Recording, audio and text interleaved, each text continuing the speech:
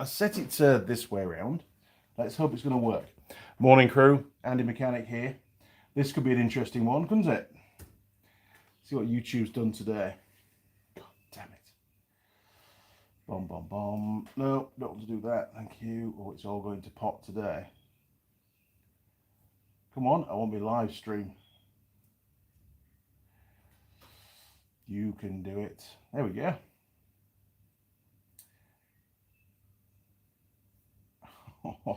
Hang on a minute. I want to make sure we're the right way around, right? Yes, we are. Screw you, YouTube. It will work.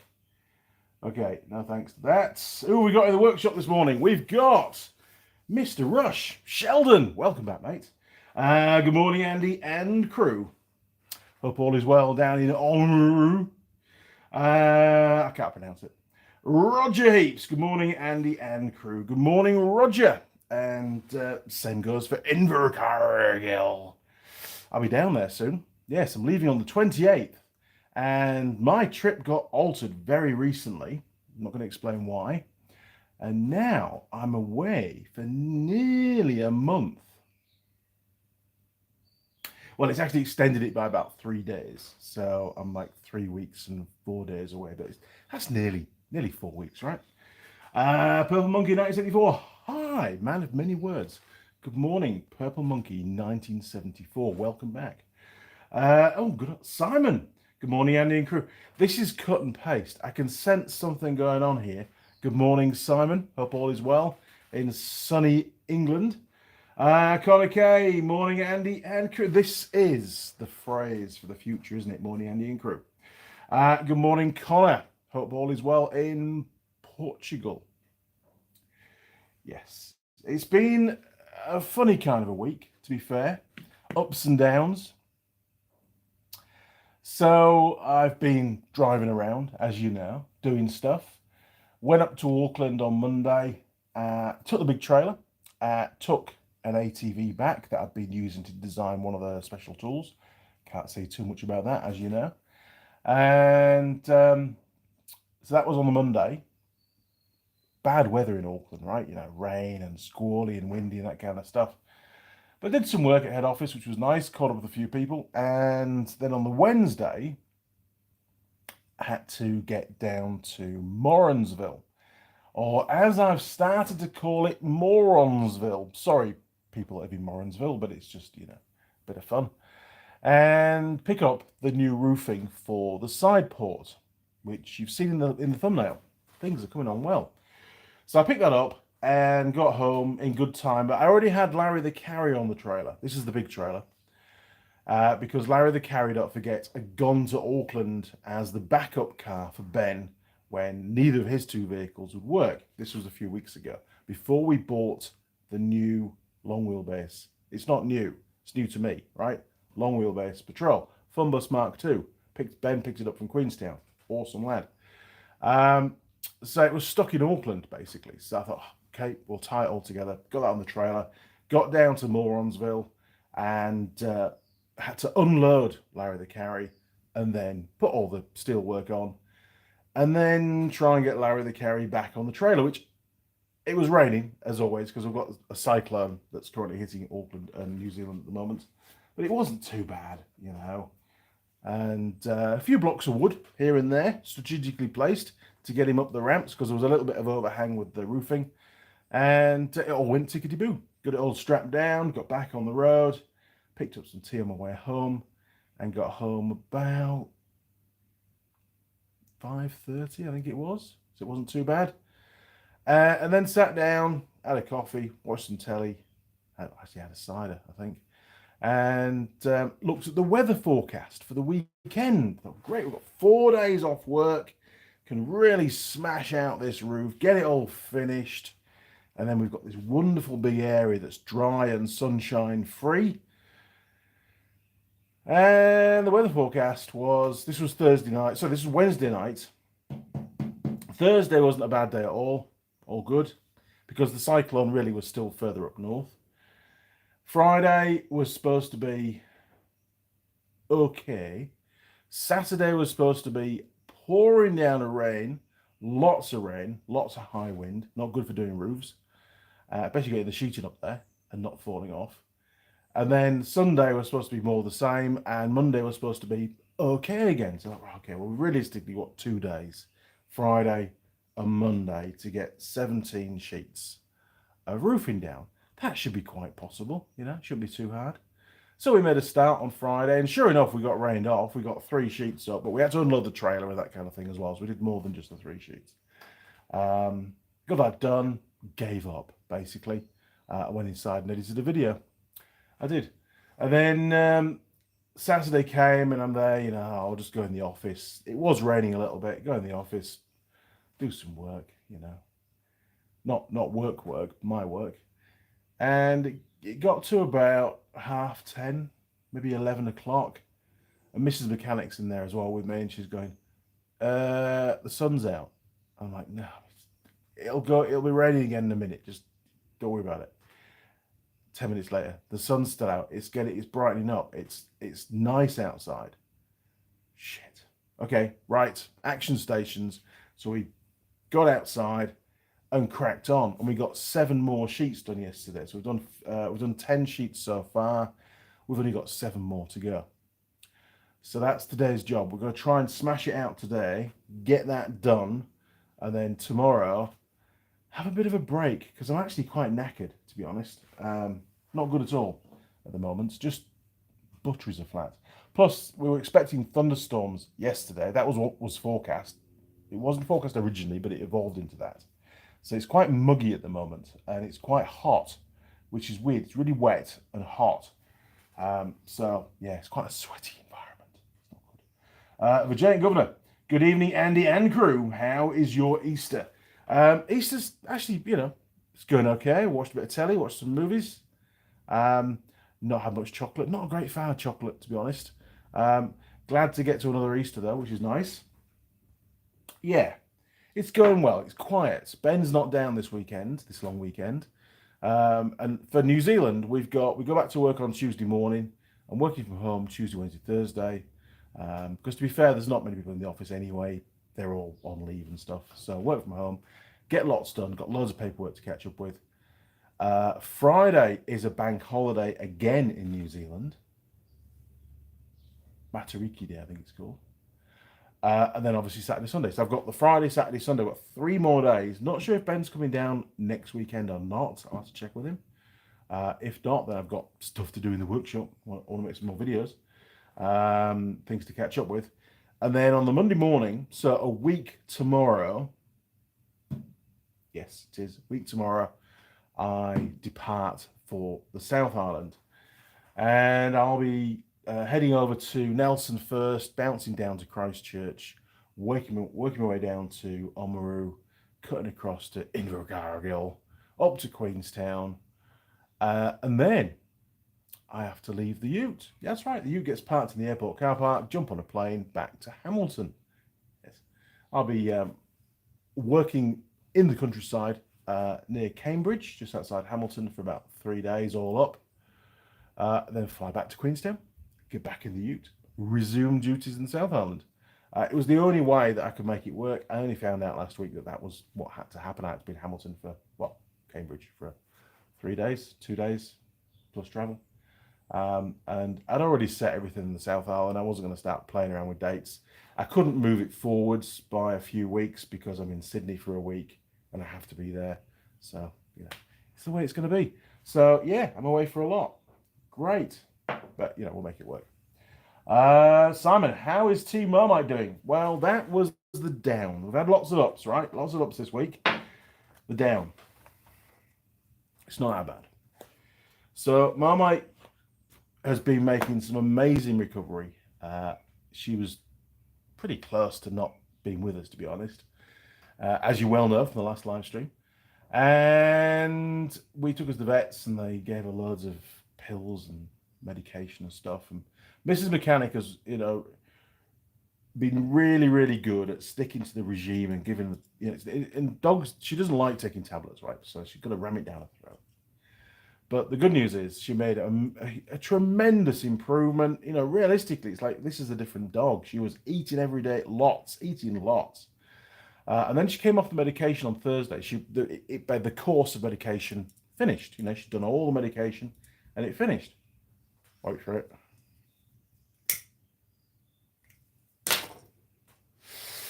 And Thursday was good. Friday was good. And Friday night, she vomited again. And this was the main problem. She was vomiting all the time, couldn't keep any food down, was losing a lot of weight. And she did again yesterday afternoon. She did again last night, middle of the night. She's not right now. Obviously, I think the medication, one of the tablets she was on, stopped her vomiting. Something did, because she didn't for 2 weeks. She was great. So we need to get back to the vets and they need to work out which one it was that was stopping her from vomiting. And I think she's just going to be on that for a lot longer, or forever. I don't know. I don't know whether they can do that or whether it's a suitable medication to be on forever. But she was, mannerisms. Our dog was back. She was just bang on. Maybe not quite as quick as she used to be, but you can see now that when she does vomit, she's over it. Her mannerisms change. She becomes very introvert. She just sits in the corner. She's sad, basically. And I think that's what stops her eating. She just doesn't want to vomit again. So things are on. The trend line is good, but we've had a bit of a setback. That's how I'm looking at it. And she's still a lot better now. She's put on a lot of weight in the last 2 weeks. So, at least she's got the ability to do that, which is great. But this isn't a vet channel. I'm not a vet, but I'm really pleased, Simon, that you asked about Marmite because, as you know, she means a lot to me. And Mrs. Mechanic, to be fair, an awful lot to Mrs. Mechanic. Sergeant Joe Smith, how's News Network? Hello, old friend, Andy. Hope you have a good week. The week is actually going pretty well. I did last weekend, which obviously wasn't a live stream. I made a video. Pretty good video actually, but it's one for the archive. It's one that I can't show you now. This is something which I've got to try and get the viewers, you guys, to I don't know, understand's the wrong word, but appreciate or just be aware of is probably the way to put it. Is you may not see that many videos go out on the channel at the moment, but it doesn't mean to say I'm not making videos. There's stuff going on in the background all the time, which is for the future. When I retire, boom, off they go. And I'm sure you'll find the vast majority of them very interesting. And we were talking the other day about retirement and stuff, and Mrs. Mechanic's very happy for me to stay working for a very long time and keep bringing the money in, which is what it's all about, I suppose. But at the end of the day, it's a balance, isn't it? You've got to decide, hey, when do I stop and enjoy the rest of my life doing the things that I want to do without having to do all the other stuff. And I'm 53 now, just turned 53, as you all know. That was on the 3rd of April. And I've been working for my current employer for almost 8 years. I said to Mrs. Mechanic, I really want to retire at 60. I do. It's going to be hard, but I want to. And that will give me the opportunity then to really focus on, the other stuff that I do. Not just the YouTube channel, but we can spend some more time together, go off around the country and a few more holidays. But actually get into a routine of making videos and treat it more like I did at the start, where it was more educational based. Sure, there are still educational videos going out, but I want to just get back into that a bit more. And it's quite difficult at the moment with the level of work that I've got to really plan. I find it difficult to plan sometimes. Sheldon, retire early. I'm trying to retire. 60's good. 60's early enough. I think if you retire in your 50s, you've got to be pretty loaded to do it. I was very fortunate. And I don't think there's a huge pot of gold, because there isn't. There really isn't. But a good friend of my dad's, Trevor his name was, actually. The tractor's not named after that Trevor. It's named after a different Trevor. But he said to me when I was 21, you need to start a pension, a private pension. I'm like, huh? I was 21. I wasn't thinking of anything more than 6 months away, you know. And I took his advice on board. I didn't do it straight away, but once I started my own business in the UK back in when I was like 22, I did with Mrs. Mechanic, by the way. She's instrumental in that. I decided not long after to start paying a little bit into a private pension, and it turns out that I can draw down on that at 55. Not that I'm going to do, but I can. So which means I've got access to that at 60, which would be great. There, I've got some money, right? You know. Oh, cigarette's gone out. Oh, damn it. What do we get to? Where would we? Okay, so yes, not a bad week. Simon, I was in Thomas the Baker's in York. I do miss York. York was my favourite city. They now do a bake at home range. Sausage rolls in the range to bake at home. So you just buy the ingredients, do you? And then make your own? Or are they like pre-made and then you just put them in the oven and bake them? Bit more information. I still probably won't be able to get them to New Zealand because it's a long way, but hey, good idea. Thanks, Sheldon. Simon, don't think you'll ever retire. I mean, I find my day job, really interesting. Addictive, I don't know, it's a way of life for me for sure, so maybe it is. It's very interesting. I learn a lot and I help a lot of people, and every day is different. Always a challenge. Challenges are good. So who knows? Who knows what's going to eventuate?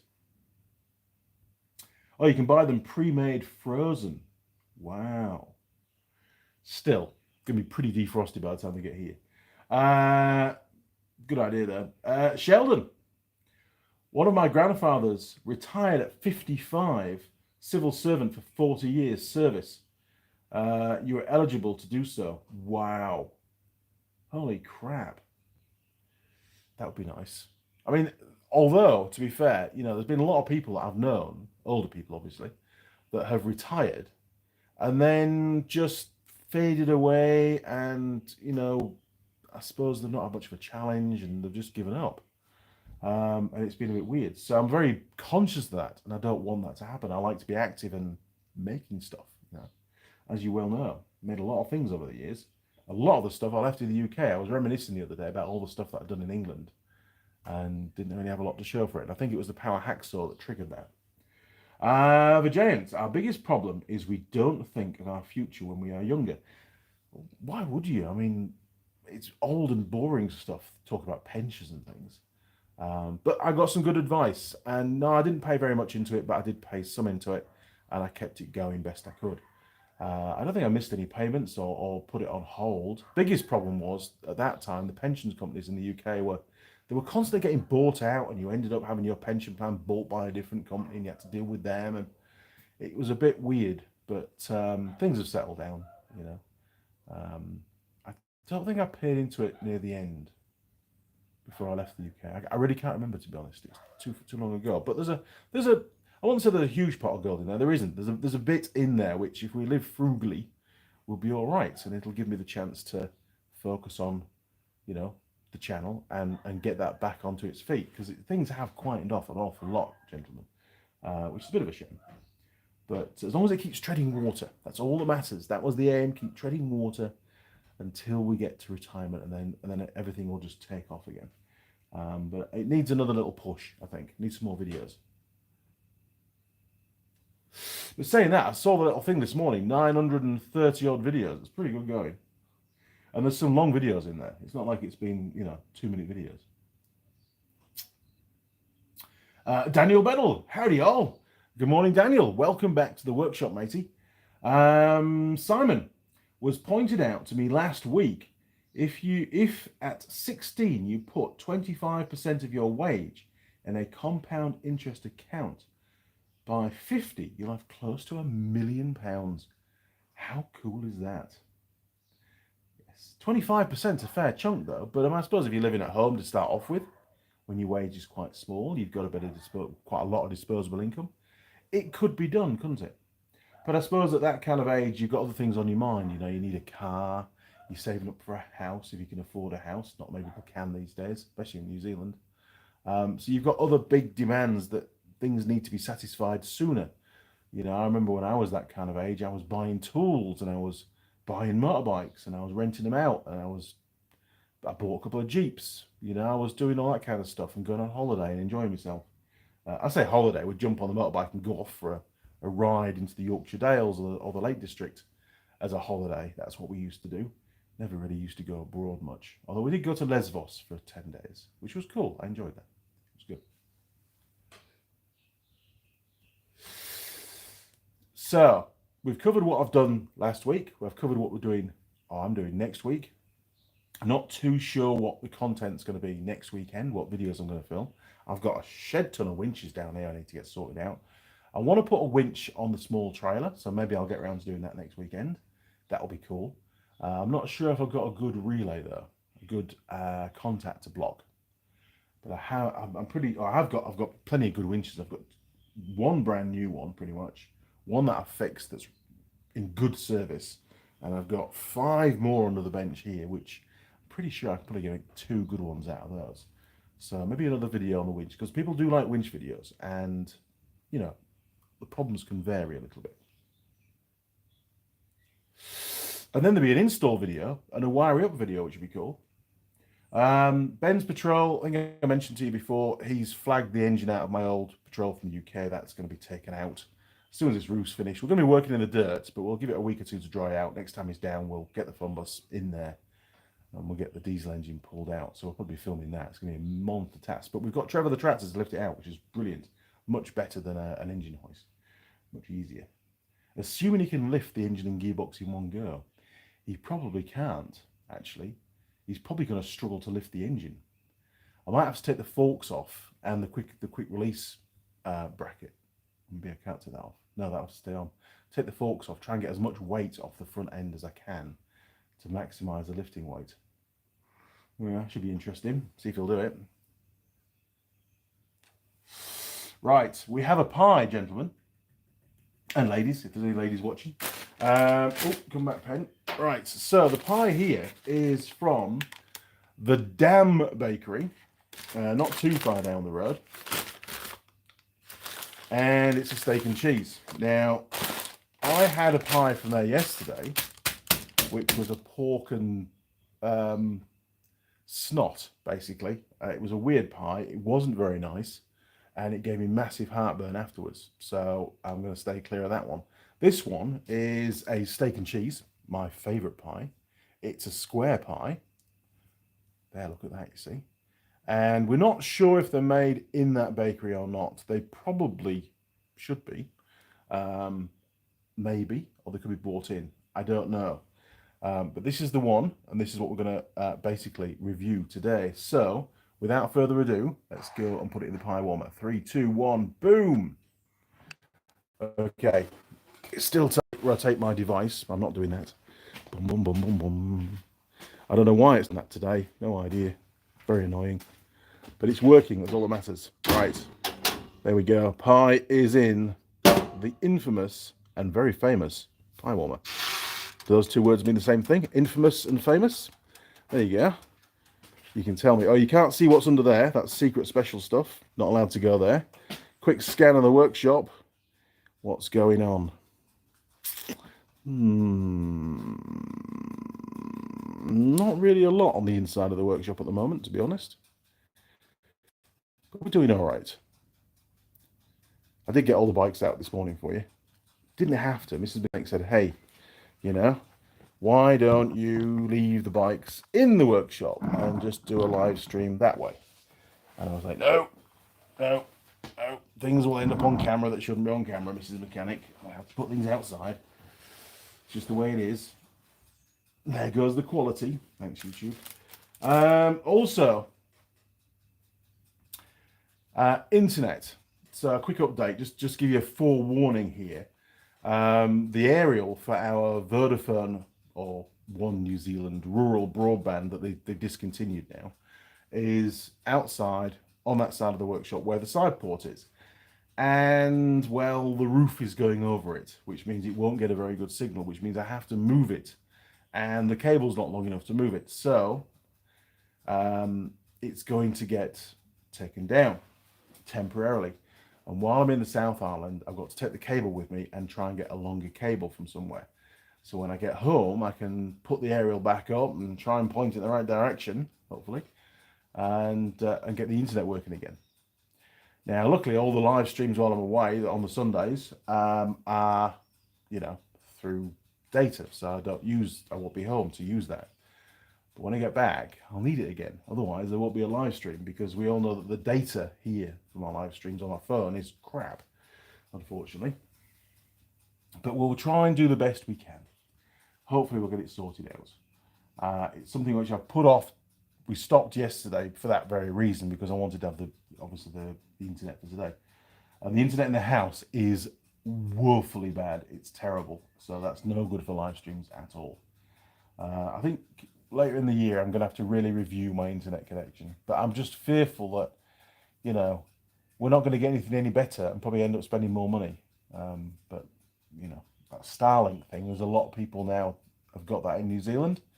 And the reports are that the internet, the bandwidth, as the upload and download speeds have greatly reduced because there's more people on the system. So you can't really win, can you? Unless you're ahead of the game and then keep changing, you can't really win. And I'm always behind, unfortunately. Pardon me. For James, thank you. I enjoy all your videos. Are very informative and entertaining. Thank you, James. I do appreciate that. I in my heart, when I'm editing videos up, some videos are better than others. That's just the way it is. It all depends on what you're doing at the time, the content.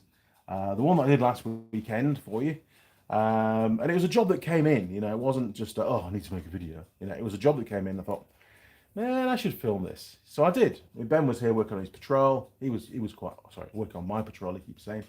And I thought, well, I've got all day. I'll take my time. I'll film it. We'll do a nice little video on it. There was some additional stuff at the end that I hadn't planned on doing that I ended up having to do. And it turns out that it was I can tell you generically, it was an engine removal from a farm bike. And the engine was requested by a motorcycle shop in Gisborne. So I took it all out. The extra bit was to take the head and the barrel off, and then I got a message on Monday, we don't need it now. Okay, no worries, made a video, and so the engine's still here, which is under there, right?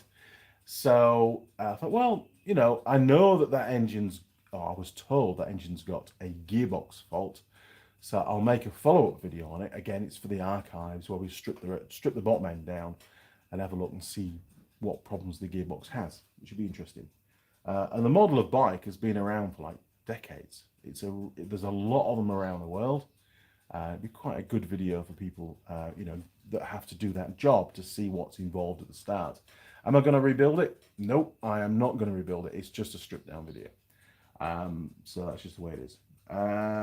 It's not worth fixing, to be honest. The place in Gisborne wanted it for parts. They just wanted some parts off that engine, so stripping it down I could have just sent them the parts that they needed rather than the whole engine, which is cheaper to ship as well. Now then, here we go. Roger Heaps, you okay with cutting grill out? That will help not lift as high. You okay with cutting the grill out? That will help not lift as high. Cutting the grill out. What do you mean by the grill? I've already taken on the fork, the quick release thingy for the forks. The quick release is further back. So the frame that holds the pallet forks had a big hoop around the top, which was, I understand why it was there. It was for safety and stop things when you lift them up falling on the driver and killing the driver or the operator. But when you're operating under carports and you try to post things in onto roofs and shelves and things, it was a real pain in the ass, to be honest, so I cut it off. So it's probably got about that height. What's that height? I don't know, 2 feet, 600 mil, oblong frame, but the actual hoop that went around the top has gone. I've still got it, and I was going to make it quick release, so I was going to put some little bits of box section on some pins, so I can put it back in for safety, for normal use. But you know, never go around to it. It's still there. One day I might. Who knows? Is that what you mean, Roger? Cutting the grill out? Oh, hang on. You mean the grill on the Patrol? Duh.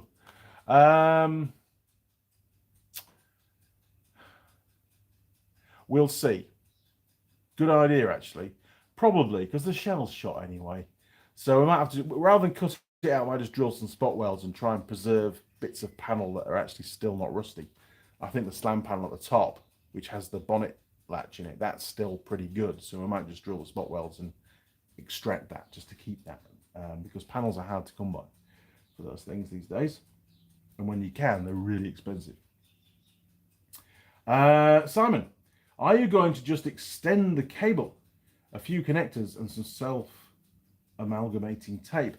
I mean, the cable, to be honest, is only, I don't know, 10 feet long. So it might just be easier just to get a new cable, just buy a new cable with the two connectors on it that's a lot longer. Yeah, I could extend it, but I don't know, just easier. Probably wouldn't cost much more. I'll price it up. If it's really expensive, I'll extend the cable. I don't like adding extra joints and stuff, you know, for obvious reasons. Roger Heaps, my sister will be able to sort the cable when you're down here if you need. Trade plus GST. There you go, you see, it's about a network. So I will bring that cable to Invercargill and we'll see what we can organise, Roger. Thank you for that. I'll ask you for details a bit nearer the time. Connor K. Andy, are you still going to Canada and the US this year? Canada, US, EU, and UK will implement new electronic registration requirements this year. Check before buying tickets. Ooh. Okay. Well, I mean, you know, there must be a possibility of still being able to go to the US, right? I mean, I've taken a whole month off work, and I have to go to Canada. There, I have to go. It's not really an option. But watch this space. I'll let you know. I really can't imagine that anything would change, but it might. Roger Heaps, cut out the grill of the Patrol. Honestly, some Sunday mornings I'm just dumb.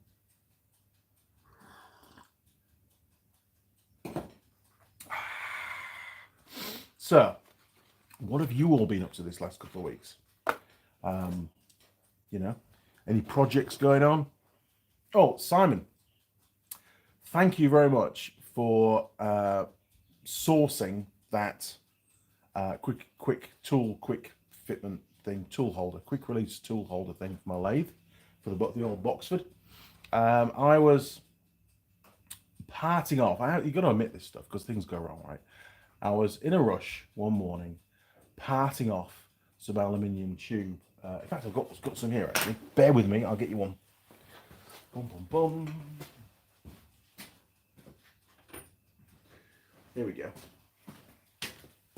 So, in a rush, had an order to fulfill. These are very simple aluminium, basically tubes made from solid because the wall thickness is too thick. There's something like 38mm ID, and I think they're about 51mm OD from memory. Not sure. Could be wrong. Maybe 58. And they're 30mm tall. They go on a shock, right? So they sit underneath the spring, and they preload the spring on the shock to allow it basically so it doesn't sag as much when it's loaded. Because a lot of modern ATVs, the suspension's really soft. It's designed more for recreation, for smoothers riding over big bumps and things, not really for load carrying. And a lot of ATVs in New Zealand get used for farm work, agricultural applications. And Roger, as you well know, the farmers will just load them up and then put some more stuff on and then hitch a big trailer on the back. So I got a lot of these made up by a company in Wanganui, a good friend of mine. And this particular order wasn't for 30mm, it was for 20mm ones. So I had to part off a chunk to get them down to 20mm. And I had 10 to do.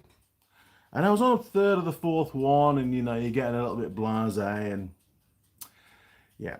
the old cutting tool was, going in, and it basically it jammed and it got pulled down.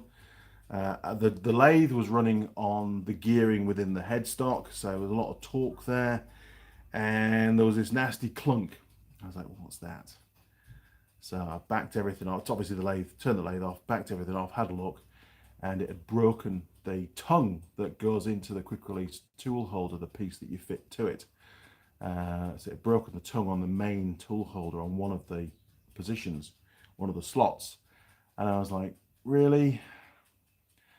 I'd never had that before. How did that happen? Anyway, and the quick release tool holder only has 2 slots, so I only had 1 left. Still had a fair few to go. Didn't want to break the other one as well, so I was super cautious. Lots of spray on there, cutting fluidy stuff to help prevent it from happening again. So I was a bit annoyed with myself, to be honest. Got the order out. That went. It was done. Be nice if they paid for it. They're watching. Anyway, they haven't paid the invoice yet, but anyway, not to worry. But yeah, broke my lathe. It still works, but I broke a part from my lathe, which sad, isn't it? So Simon found me. I went to a place in Auckland, Machinery House, where we got the sandblasting cabinet from and the metal folder and a few other bits and pieces. They're actually really good, really helpful chaps. A lot of the stuff they bring in is from China, but it's a reasonably good quality. So, if you're not going to use it very often, it's all right. And went in, priced one, I took my old one in and said, hey, have you got one of these? And I remember buying it from there when they were in their old building on Highbrook Drive. And he says, I've got something similar. Yep, let's go have a look. And it was a little bit bigger, different tool holders. I would have had to drill the center out. And I thought, well, while I'm on, I'd really like to get the whole thing with the handle as well, because at the moment I have a bolt sticking through that I've modified and I have to use a spanner. It's not the end of the world, but it'd be nice to have the proper handle to tighten up the tool holder when you get the angle correct, where you want it to sit, on the slidey thing. Forget what it's called. And he says, oh no, we don't do those. I'm like, oh, really? Okay. So I said, look, give me a price. It was like $200 plus GST. So $230. And it'd be fine. I can drill the center out to fit my bolt. It would be absolutely fine. It will work. But Simon sent me a message and he said, hey, look, hang fire. I've got a mate. I know a guy who does this kind of stuff. Let me see what I can find. And he's found a really good one. And it's a made in England one rather than a made in China one. So I think we're going to go ahead with that, Simon, to be honest. So I'll send you some money across. I think it's via PayPal we do it, isn't it? But I'll message you and we'll get it all sorted out. And I'll send you some brass across. Work out the freight, the postage and stuff. Because it's still working. It's not like I'm desperate for it like immediately. I'm not without a lathe. And it's taken me, 12, 13 years to break the first one. So, yeah, it should be all right.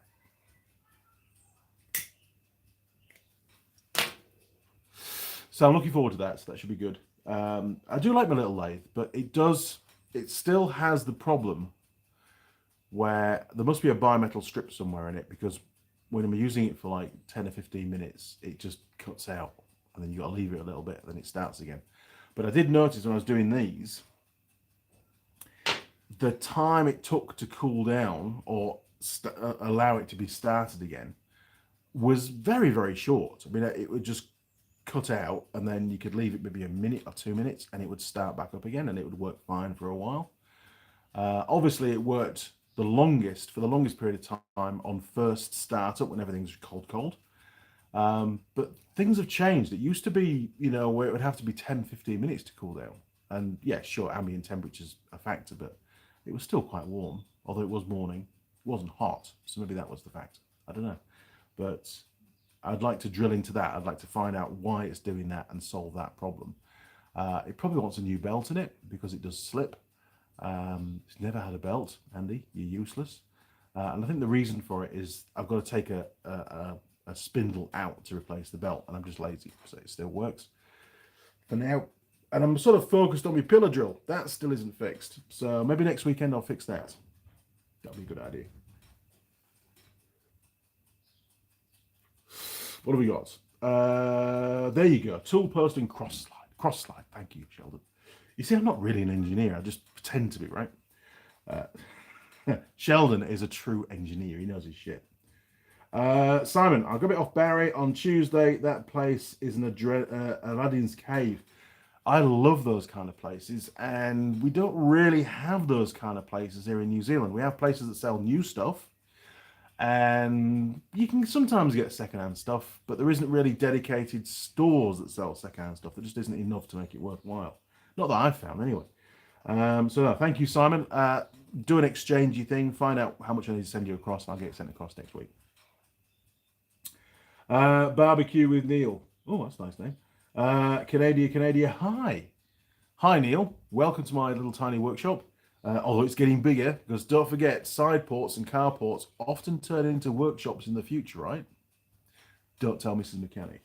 It might do one day. It's a beautiful space. It really is. Last weekend, actually, something I forgot to mention to you. Under the side port, if you imagine 3 bays, right? Because there's 4 big posts holding the roof up at that far side.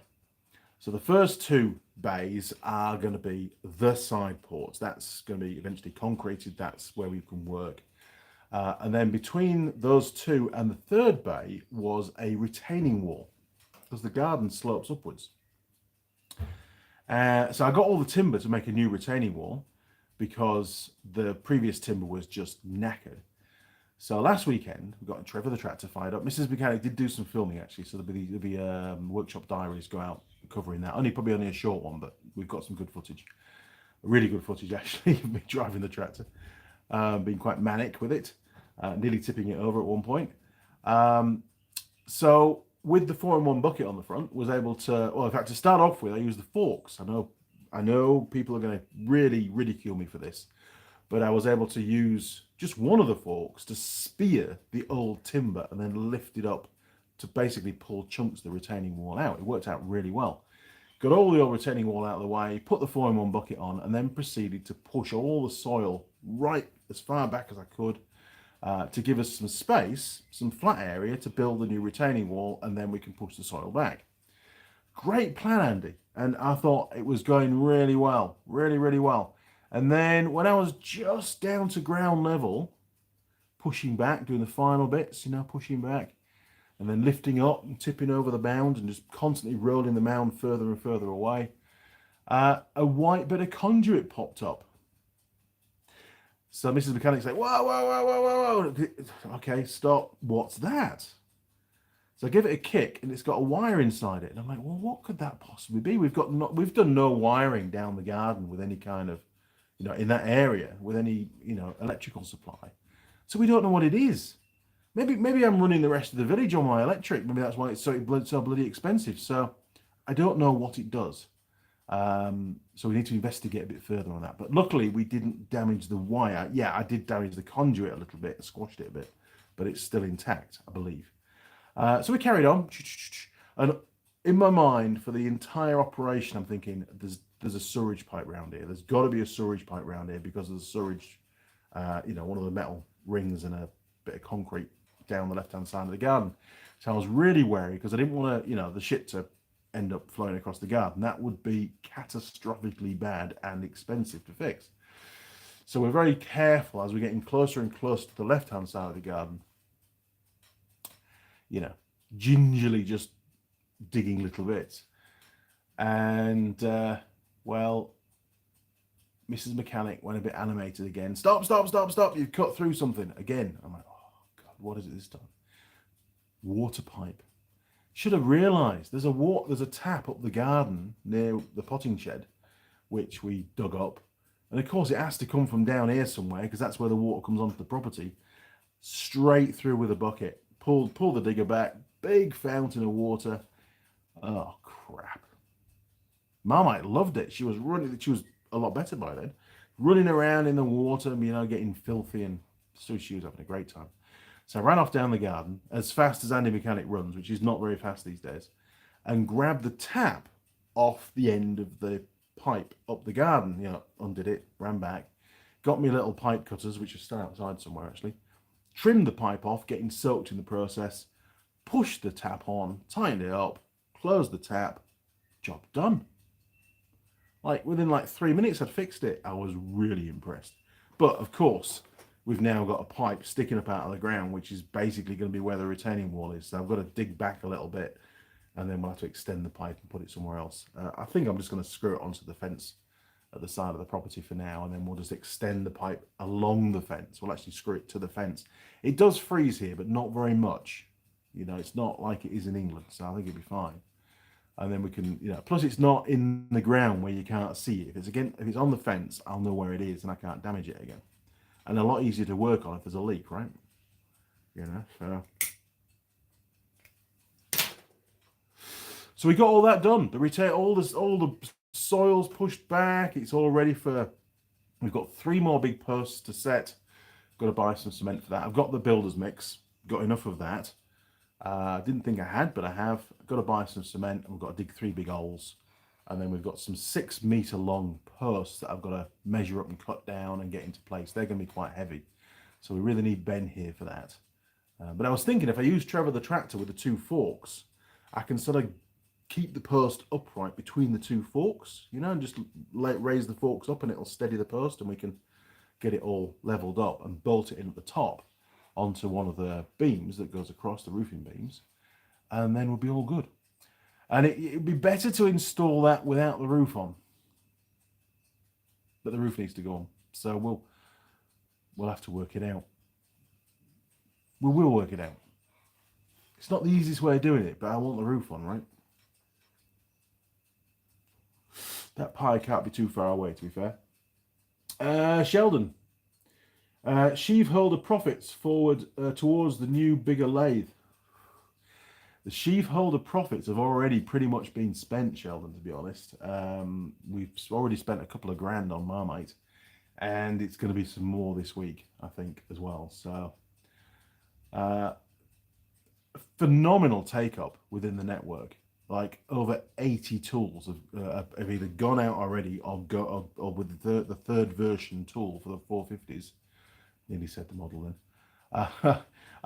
There'll be over 80 tools, and there's still some motorcycle shops to decide, and that's only within our own network. That's not all the other motorcycle shops in the country, which will probably get offered the tools as well.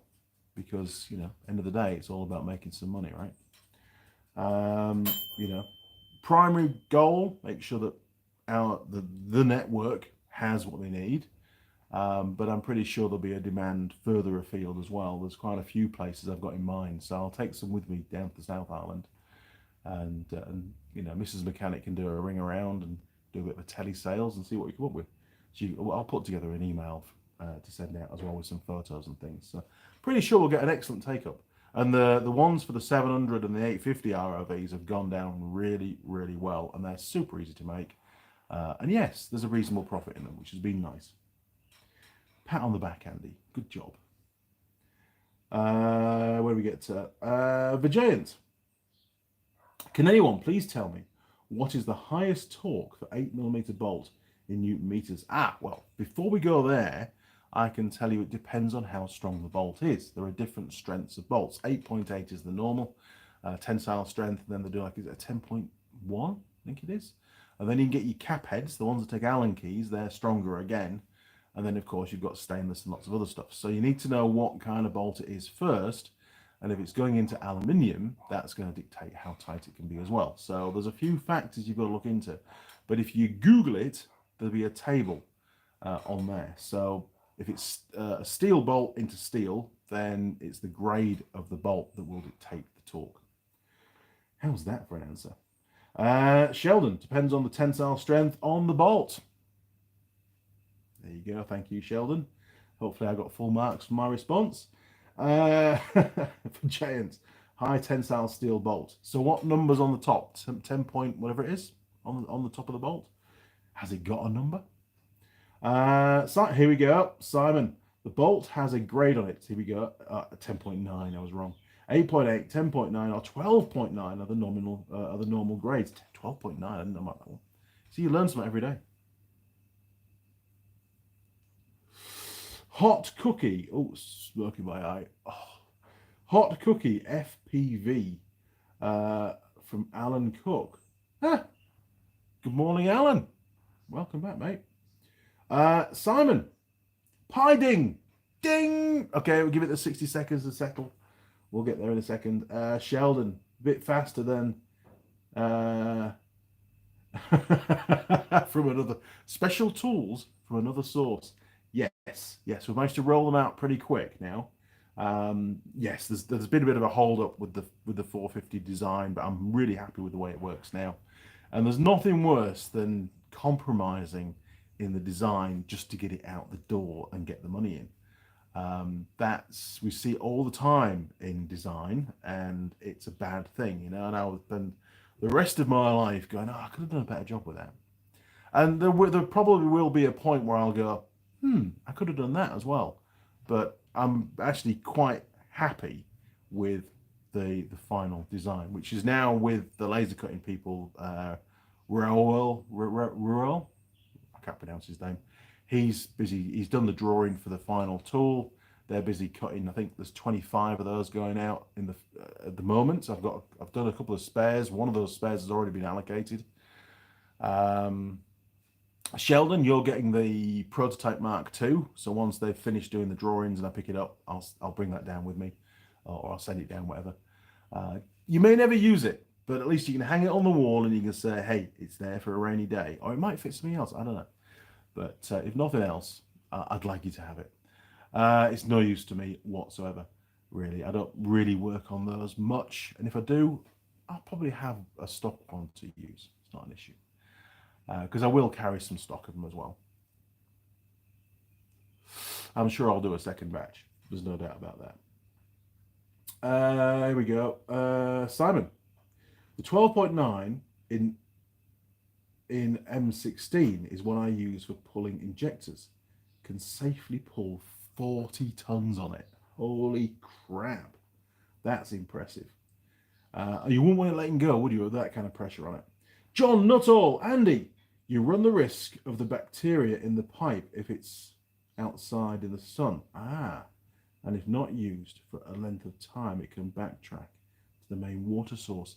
You see, that's one thing I didn't think of. Okay, so we've got to bury it. Okay, we can do that. We can bury it along the fence line. We're never going to dig along the fence line. He says that now. But at least we'll know where it is, right? Because when it's just randomly somewhere in the garden, there's a very good chance I'm going to go through it, whichever the tractor, because, you know, our garden is just a building site now, as Mrs. Mechanic would say. Okay, let's go and get the pie. 3, 2, 1, boom. Okay, here we go. Pie time.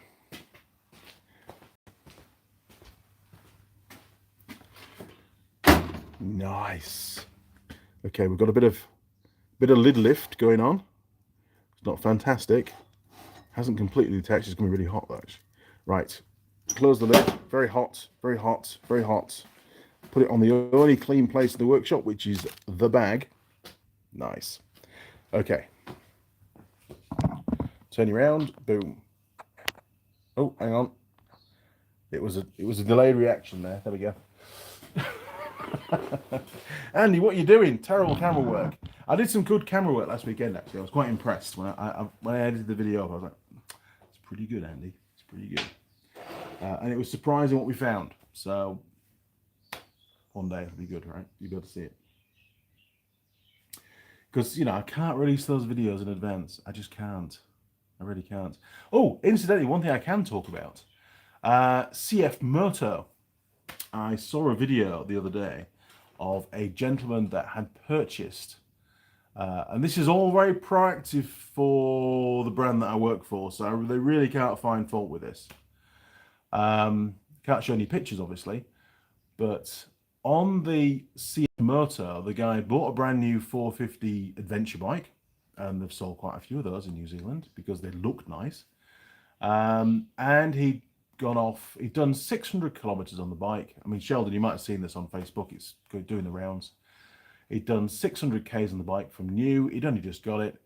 And the last few kilometers he'd spent riding in some deep sand on the sand dunes. And I'm thinking, well, okay, well, it's not really the bike for sand dunes, but, you know, it's your bike. You can do what you want with it. and he burnt the clutch out. He fried the clutch, absolutely toasted the clutch, and he showed the old friction steel plates, and they were as black could be. And then he showed how many clutch springs the pressure plate has, and there were only 3. It was like a toy. Honestly, it was like there's no wonder that clutch started to slip, especially if he's one of those riders that rides the clutch. I don't do that when I'm riding a motorbike. The clutch is there to change gear. That's it. And just when you want to stop and when you want to set off smoothly, obviously you've got to set off with the clutch, but it's only really there for those things. Whereas some riders, they just like to ride that clutch. They give it plenty of gas and they ride the clutch and they launch the bike. And in deep sand, I imagine what was happening is the engine, even in first, was bogging down, didn't have enough torque. So he'd start to slip the clutch to keep the engine from stalling and keep the wheel turning. And of course, during that scenario, very high load, very high engine RPM, so the speed differential between the frictions and the steels is massive, huge heat buildup, which is exactly what happened, and it just destroyed the clutch. Now he compared it to the T7, which is as you well know, is another brand, very popular adventure bike, very, very successful adventure bike around the world. And that has 6 springs and they're a lot bigger. So much more clamping force on the clutch plates. Because don't forget, it's only the springs applying that force that provides the clamping force between the plates and stops them from slipping. And the more clamping force, the better, in my book, although it makes the clutch lever heavier to operate. And he did mention in the video that he was surprised how light the clutch lever was to move. Very little resistance when he first got the bike, and now he knows why, because there's only half as many clutch springs in there as there should be, and they're a much lighter weight spring than they should be as well. So I think his plan was to try and put 3 of the T7 springs in, but even then, it's still going to be way under. Also, the surface area of the friction material on the friction plates was way, way less, much narrower band of friction material than it was on the T7. So again, just Mickey Mouse stuff. So yes, these, the CF motors, they might look, similar to other brands in the market, but when you start to drill down into the engineering that's behind them, they're just nothing like. It's chalk and cheese, to be honest. Sure, if you're going to spend the entire life on the road and just ride around on tarmac, then maybe it's going to be okay-ish. Clutch life is probably going to be reduced anyway. You probably end up buying a new clutch at some point, new friction plates and stuff at some point, because there will be some slip. But for me, I would never even consider buying one of those bikes. They're just not up to it. They're just not designed for what the bike looks like it's designed for. Is it fit for purpose? In my book, I think if an engineer went through it, if it was a court case, is the bike fit for purpose? Is it fit for adventuring? Defined adventure riding, first of all, going over rocks and up big hills and through gravel and through rivers and stuff, then the answer would be no, it's not. So they might have a few buybacks coming their way. Where do we get to? So thank you, John. Appreciate that. That's a really good point, actually. We don't want that. We used to have bad water in England at the farm, and it wasn't good, So it's nice to have. It's nice water here, to be fair. Hot Cookie, FPV. How's Holly? Holly's doing all right, actually. She works for one of the major car importers here in New Zealand, and she's in charge of the parts. She's got a great job, and she's very happy doing that. She's progressing her career, doing lots of training, and with the manufacturer just to upskill. And she's got, if she looks after it, she's got a job for life. It's pretty well paid. She got a pay rise not too long ago. She's doing well. She's doing really well, and I'm very pleased for her. She's really landed on her feet with that job, and she's really come to the table to step up to that particular role. So good on her. It was a big job for someone that young to take on, to be honest. Simon, if it had a mill light, RPM versus wheel speed in the saved data. Oh, yeah, I don't know. I don't know what the ECU records at all, to be honest. Sheldon, also talking 450cc versus 700. Yes, of course we are. It is, it's a much smaller engine. But, if I pull the clutch out of my 350 Warrior quad bike, which I've done a few times, it's a much, much, much bigger clutch. Now, sure, okay, on the quad bike, it's got 2 driven wheels, not one, so there's a lot more resistance, that kind of stuff, so it needs a bigger clutch. But if you Google it, you might find the video. It's just, you look at it and go, wow, that's like a clutch off a little motocross bike. It's just pathetic. And 3 springs, honestly. I'm pretty sure that somebody will come up with a new clutch basket for them, an upgrade, which will have 6 springs and so on. Because it's just not up to the job. It really isn't. Simon, made in China crap. It is. It is. It might look nice, but once you start digging into it, I'm sure there'll be lots of other examples of just cheapness and corner cutting, really, to save a few dollars. I mean, how much more does it really cost to make a proper clutch rather than a Mickey Mouse one? Sheldon, China will do to Japanese bikes what Japanese did to English bikes. Don't get me wrong, CF Moto are a massive threat, as are some other brands that come out of China as well. Their ability to improve and to grow is just phenomenal, and they are a huge threat. But at the moment, yes, they may be able to come up with some nice looking designs, and the price is bloody cheap for what they are. But the reality is, nowhere near as durable. And I think with an adventure bike especially, I think durability is very important, because you're going to be riding that bike into the middle of nowhere. Its reliability has to be paramount, and burning a clutch out in the middle of nowhere and then having to leave your bike and walk out. And I mean, New Zealand, you can be a long way from civilization on some of the trails. It's not an option. It really isn't. But you are quite correct, Sheldon. You really are. And we've had talks about that a lot in the last couple of years. Aronet, happy Easter, Andy. Keep up the good work. Thank you very much, matey. Appreciate that. Simon, but the Chinese just copy and make it cheaper. But Jap bikes won on performance and reality. Yes. It's all about, really, if China start to, they've got the looks sorted now, I think. The way that the bike looks, and unfortunately a lot of people buy things just from what they look like. I like the color of that car, I'll buy that car, without any other research. We probably would research it and do it more, a bit more detail, to see if the vehicle is going to be suitable for what we want it to use it for. But some people don't. They just go, oh, that's a nice color, I'll have that. And it's just a dumb way of buying stuff, really. So you're absolutely right. So anyway, pie. It cooled down a little bit. This pie is from the Dam Bakery, not too far from where I live. So it wasn't too much of a drive. It's a steak and cheese. Here's a quick look around. Now it's cooled down a bit. So we've got a little bit of liftage on the lid. We'll have to work around that. But structurally underneath, it's very sound. No problems. A bit of a divot there, but nothing to worry about at the moment. Could be a problem later, couldn't it? So steak and cheese. This pie, incidentally, cost $7. $7. $5, $5.50 is sort of the going rate for a regular sort of pie, and this is a regular kind of pie by the looks of it. $7. Somebody's coining it in there. Okay, I've also got a score for the pie server attractiveness, Simon, so don't worry, we've got that. Mrs. Mechanic's written it down. We're going in. I'm getting hungry. You ready?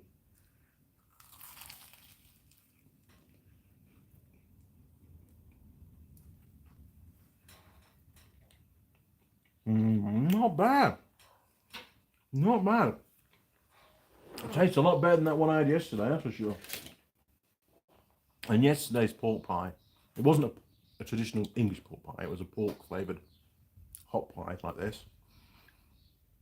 There were a few bits of pork, don't get me wrong, but there was this like weird snotty, like, almost like a translucent snot in it, which I thought, oh, what if that's apple sauce?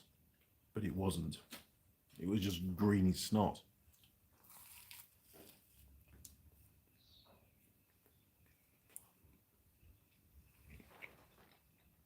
That actually tastes pretty good. Pretty good. Not awesome, don't get me wrong, but pretty good. Okay, so taste stroke flavor. I'll give it an 8. I think it's worth an 8. Structure 40 partners we can't do just yet. We'll hang fire with that. Runability check. One more mouthful, we can do that.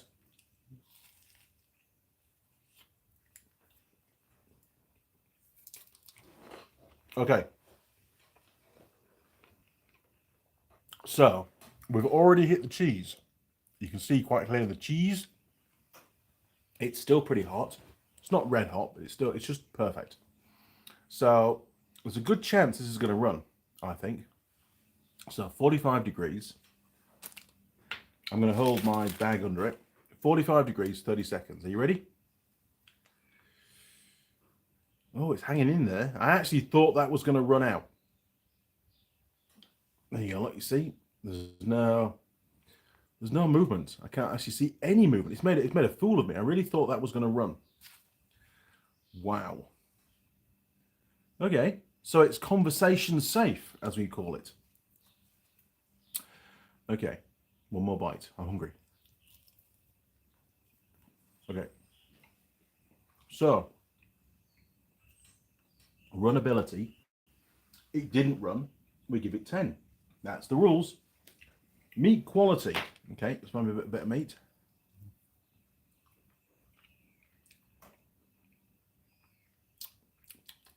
It's quite tasty, actually.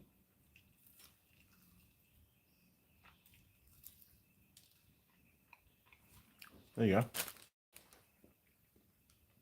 It's very tender, is the meat as well. So, I will give it... I'm going to give it a 9. I'm going to give it a 9 for now. The meat quality is really good. But if we start to get a bit of gristle and stuff, then obviously we'll knock that back.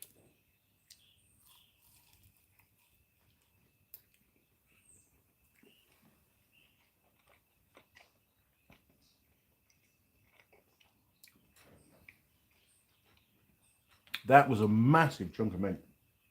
Okay, so pie to crust ratio, very important. Pie to crust. So how much pastry versus the contents? As you can see, the contents of the pie is quite thin. It's not very high. There's quite a lot of pastry going on. So, yeah, we're looking at about 4 mil across the base. We've got up to 6, maybe even 7 mil up that side, 6 mil up that side, and you know, so there's quite a lot of pastry, to be fair, but it's quite tasty as a pastry so far. So it's not going to score particularly high on the volume of contents here. I would give it, I'll give it a 5. I think a 5 is fair with that one. Now, availability of stroke logistics. One pie shop. That's it for this pie. So they only get one. You can't buy them online. You've got to drive to this particular bakery to get this pie.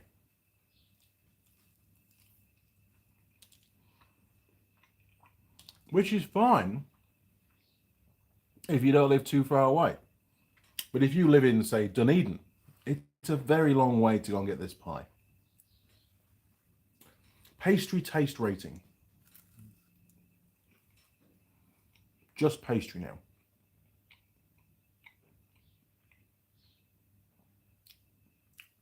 It's all right. A little bit crunchy, which is nice. It's not gooey. Doesn't leave your mouth feeling really dry after you've eaten it. I would give it, I think it should get, and it's nice and golden on top. You know, it's well done. I'll give it a 7. the pastry taste. We have had better. Still tasty when cold. Let me mull that one over. Packaging design. Well, it's just a paper bag, right? There is zero design going on there at all. So they only get a 1 for that. They've just chosen a paper bag, so I suppose they should get 1 for that. Recyclable score. There's the first burp, right? So we're already down 1 on the heartburn. So this one is recyclable. It's just paper. It's not plastic lined. It's just a paper bag.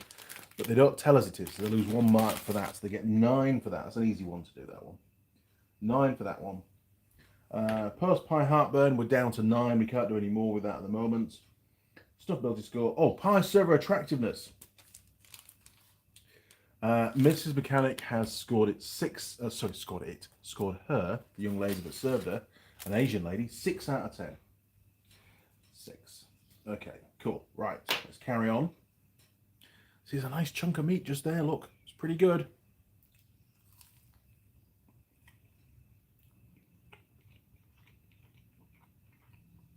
And there is some gravy. Can you see that there? Look, some gravy in there. There's not loads of gravy. And every mouthful so far has had meat in it. It's not like there's like 3 or 4 pieces of meat in a pie, which we've come across before, where it's the majority of the contents has just been filler. With very, very little meat in there.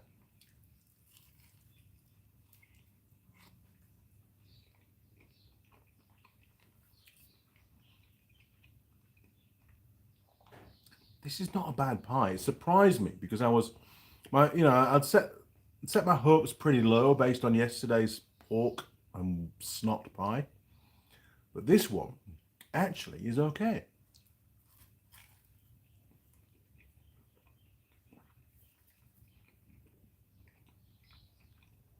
Now that mouthful, decent size, that was just gravy. There was no meat in that one, just to keep you informed. So that was from this area here on the pie map. So, structure fully partners. Well, I'm pretty much eating the pie with one hand. It's done really well. So, but in the actual fact, there isn't much of the puff pastry on the floor either. The bench is pretty clear. There's a little bit, but not a lot. So we'll give it 9. That's pretty good, actually. If there was nothing on the bench, it would get the full 10.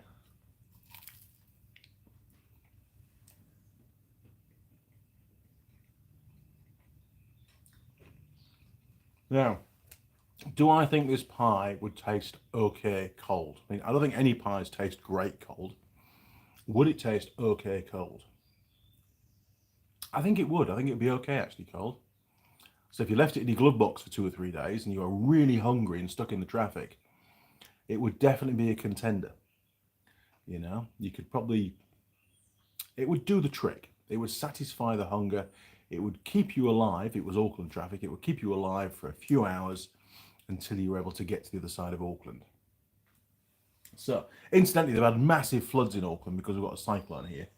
And some dumbass decided to drive his white car through the water on the motorway and hadn't noticed either side of the road, the Armco, which is about 3 feet off the ground, the top of the Armco, disappeared under the water ahead of him. Didn't realise that that would be a good indication of how deep the water really is, and it's no place for a car to go. And sure enough, you know, the car stopped and he told the reporter, oh, I think there's a problem with the starter motor. I can't start the engine. Yes. If you're a mechanic, I think you should maybe go and do something else. Because it's not the starter motor that's the problem. We all know that. Okay, so just a little side story there for you. So, is it going to taste nice cold? I think it'll taste okay cold. I think we'll give it 8 out of 10 for that. Wherever it was. Still tasted good cold. 8. Okay, right. What we got left? We've got stuffability and pie. So I'm going to finish the pie now, basically. So that's all that's left. About 3 or 4 mouthfuls.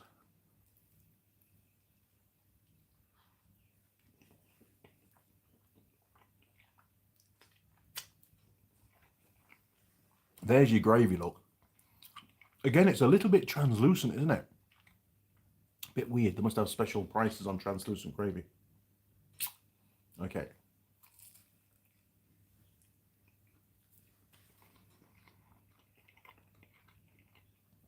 The last piece. A little bit less meat in the last couple of mouthfuls, to be fair.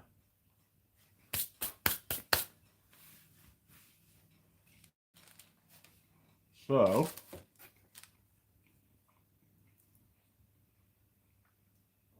meat quality was good. The meat that was there was really good. It started off brilliantly, and even all through the middle of the pie, it was great. But just at the back end, it was a little bit short on meat, to be fair. I'm trying to think how I can fit that in. Taste stroke flavour. Yeah, the last couple didn't really taste as good as the start, so I'm gonna knock it down to 7. That'll account for that lack of flavour towards the end. Okay, post pie heartburn. I've already lost 1. There was a second secret burp going on, so I'm going to knock them down to 8. Stuffability score. Am I stuffed? Do I still want anything to eat? I don't actually. I'm not going to ask Mrs. Mechanic to do me some toast afterwards. Normally I would. I'm not. I've had enough. So they get full marks on that. I'm not overstuffed, by the way. So they've hit the sort of the perfect amount of volume of food. So they get 10 for that. Okay, 1, 2, 3, 4, 5, 6, 7, 8, 9, 10, 11, 12, 13. All the scores are in. So let's get it marked up. Turn around, 3, 2, 1, boom. There we go. One day you won't see that in the workshop. It'll be in the new shop. Oh, there you go. Another burp. Need to knock out some Normans. There we go. Okay, so post pie heartburn is now down to 7. Okay, what have we got? We've got 16, 26, 35, 40, 41, 48, 56, 57, 66, 73, 83, not bad, 89. Not a bad score. Now, of course, I still don't have the magnetic strips. Sorry.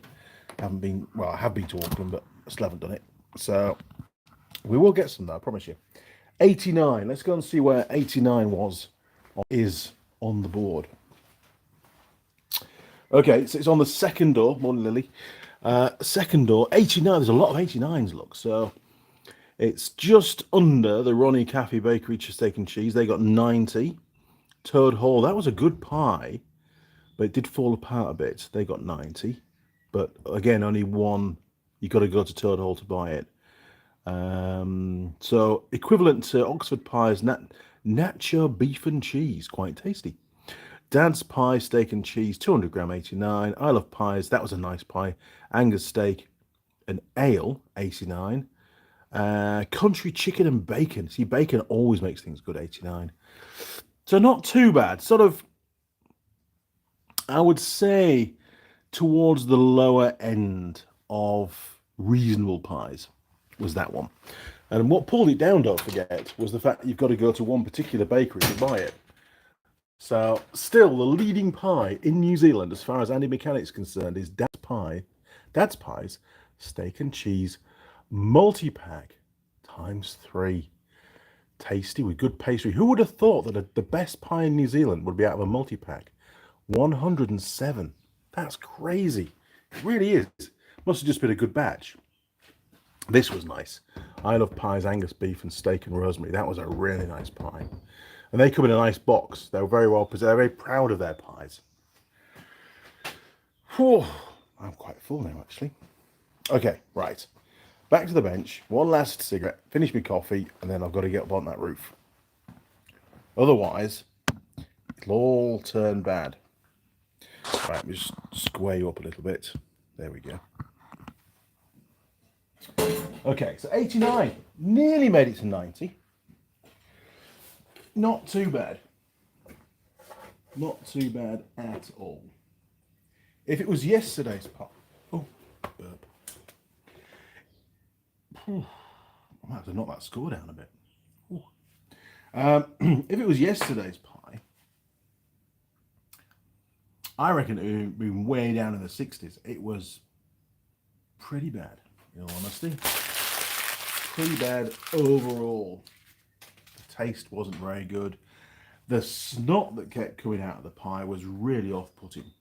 Did not like that at all. Almost to the point where it's, you know, if you look at it too long, it starts to gip a little bit. Like, do I really want to eat that? You know, most bizarre.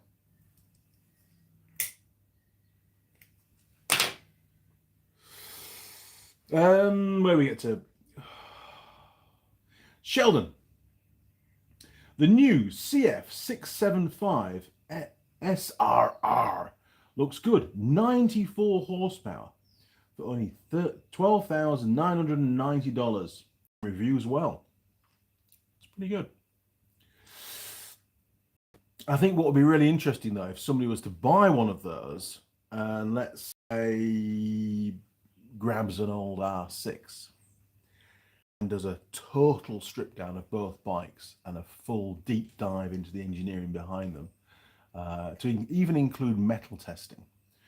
You know, you can't hide from that kind of stuff, right? Again, great. They've only just come out, so great at the moment. But what's the durability like? Are they going to be on the scrap heap in a couple of years?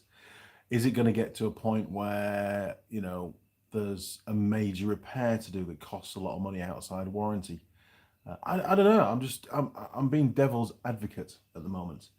I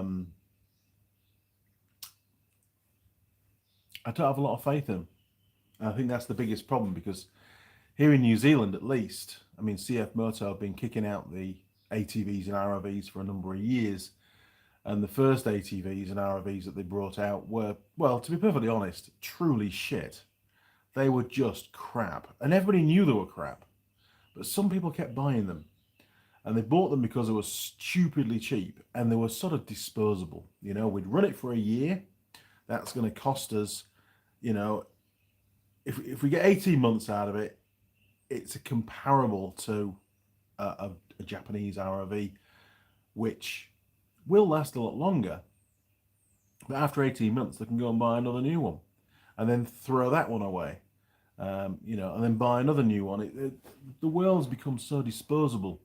That's not quite the case anymore. I mean, the CF Moto cost per unit has gone up considerably compared to what it was in the early days.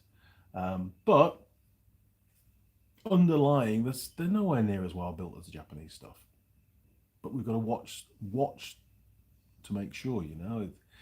I think they're going to catch up eventually, but they're a long way from it yet.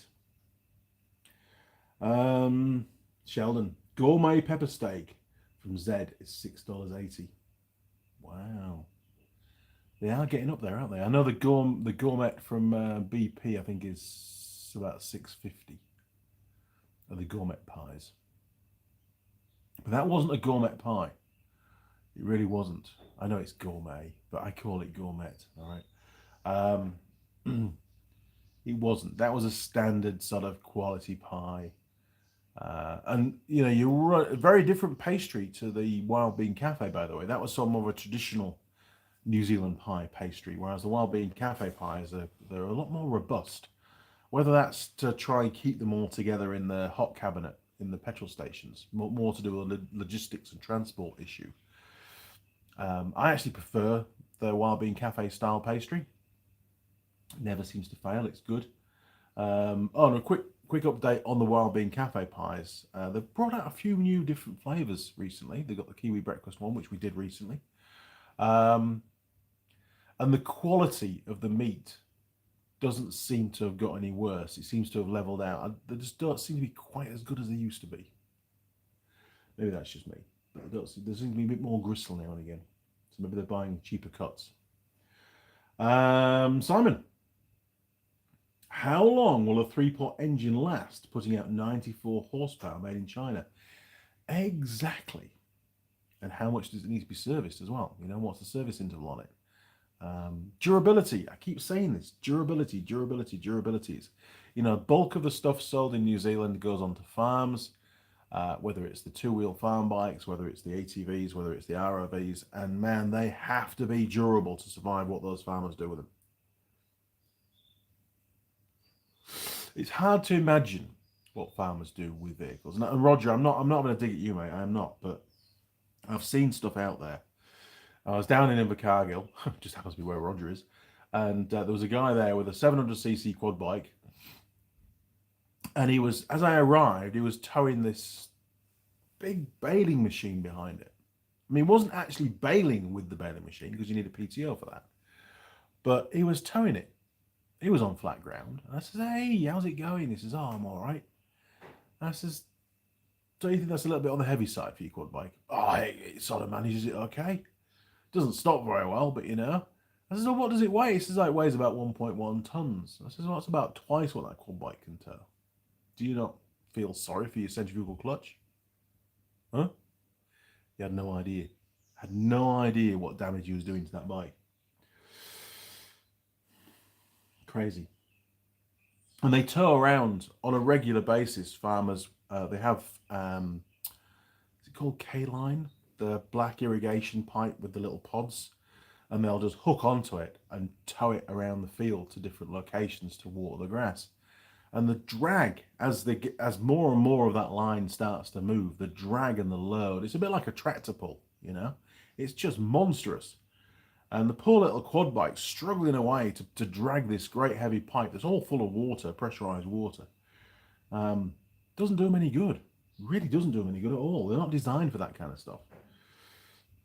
It's like pulling logs and stuff, you know. You need when you're pulling timber out of forest, you need a pretty decent, powerful machine to do it. That's designed to do it. You put it behind your standard pickup, especially a manual as well, and if you're a clutch rider, it ain't gonna last long. Unimog did it well. Unimog was really good at pulling logs out. Where do we get to?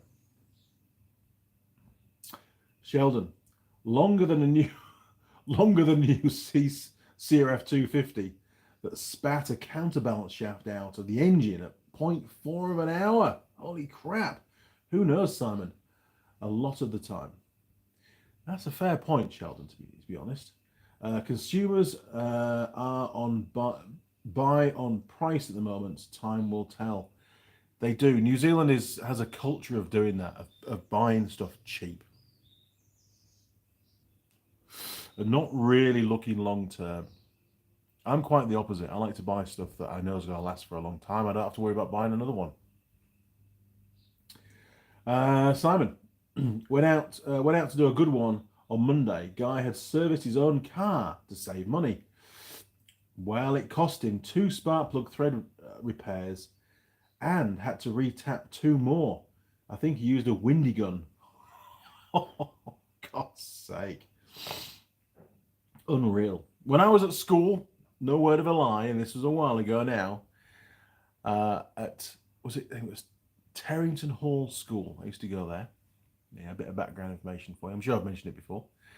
On a Sunday morning, the boarders, I was a day pupil, so I wasn't there on a Sunday, but on a Sunday morning after church, some of the students had the opportunity to do a car maintenance session for a couple of hours with one of the lecturers, one of the teachers, and they learned how to install points, and so points ignition, you know, new points, new condenser, how to set the ignition timer using a strobe, you know, how to tune a carburetor on a motorbike.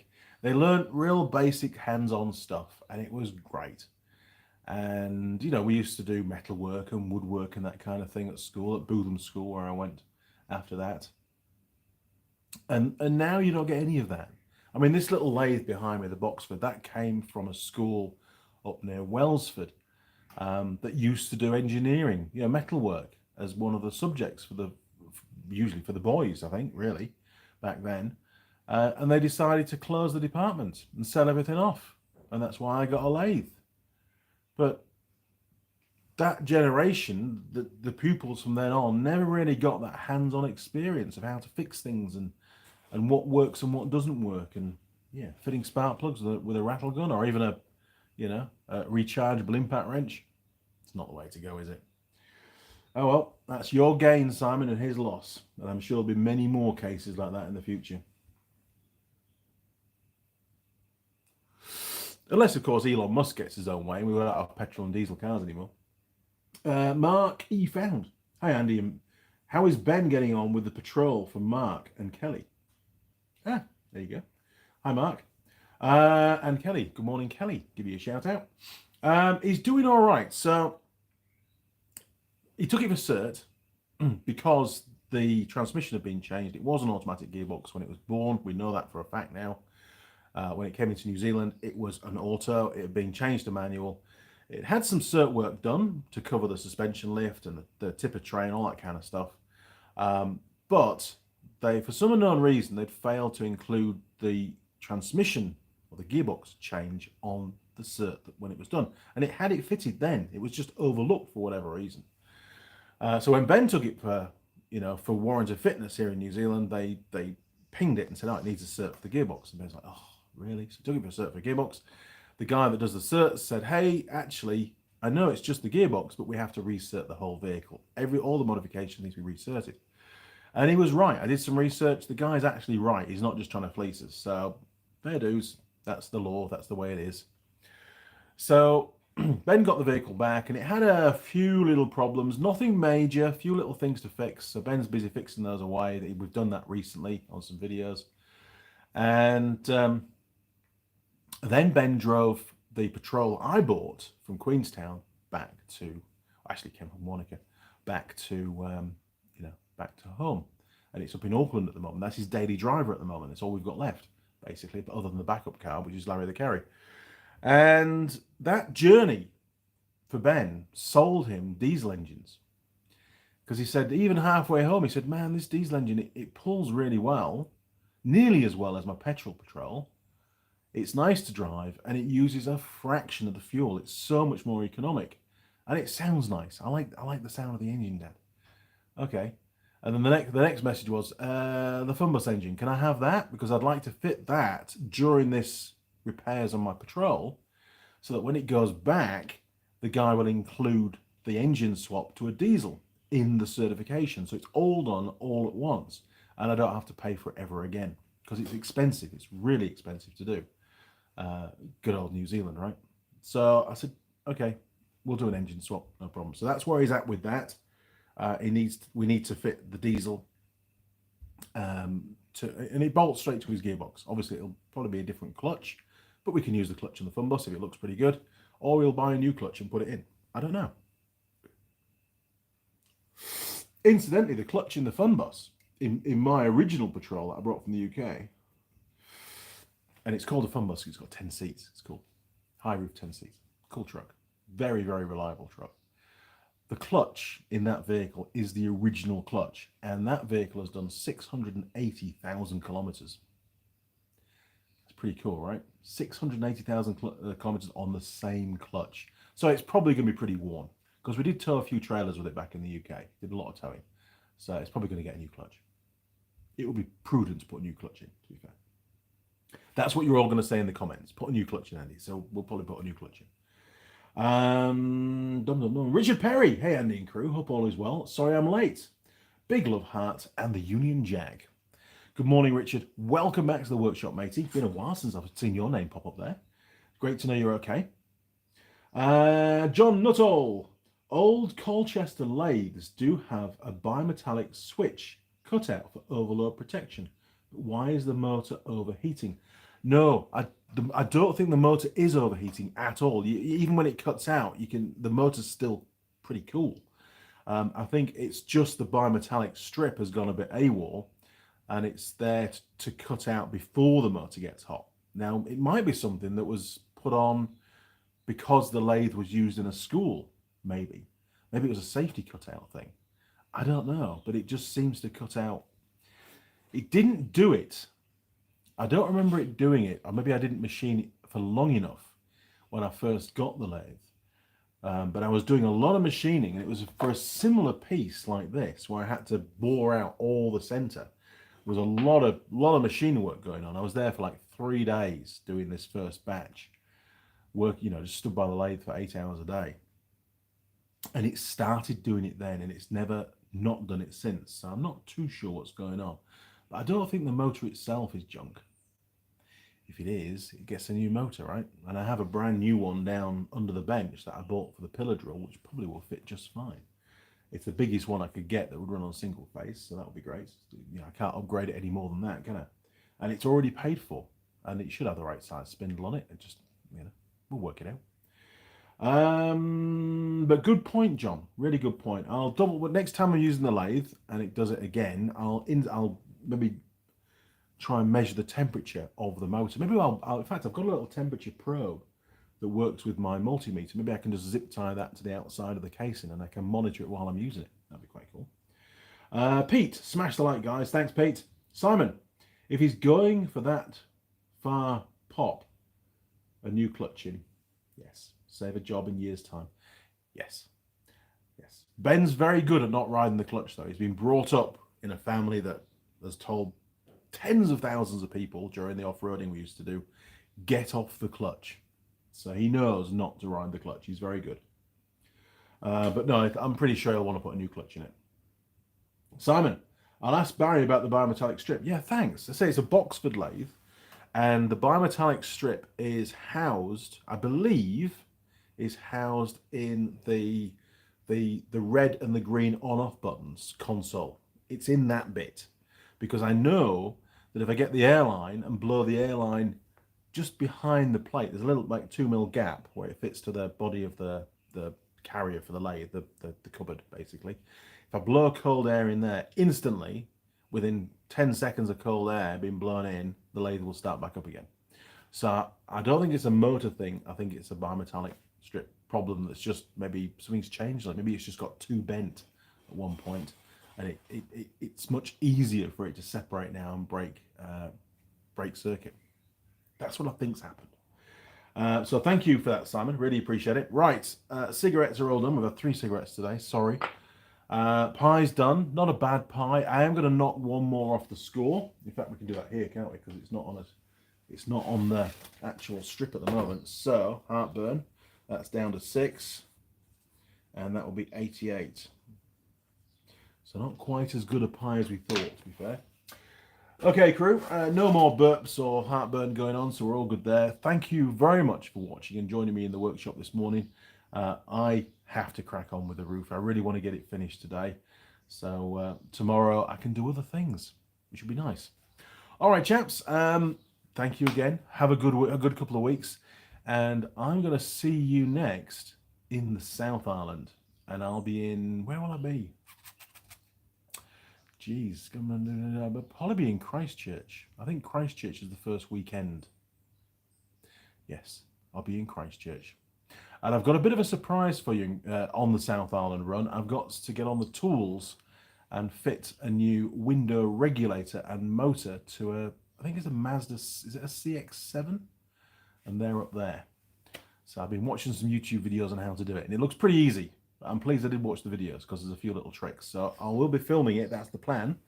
And I'll be doing my own video on how to fit a window regulator and motor to a Mazda CX-7. Cool, eh? All right, chaps. See you next time. Cheers. Over and out.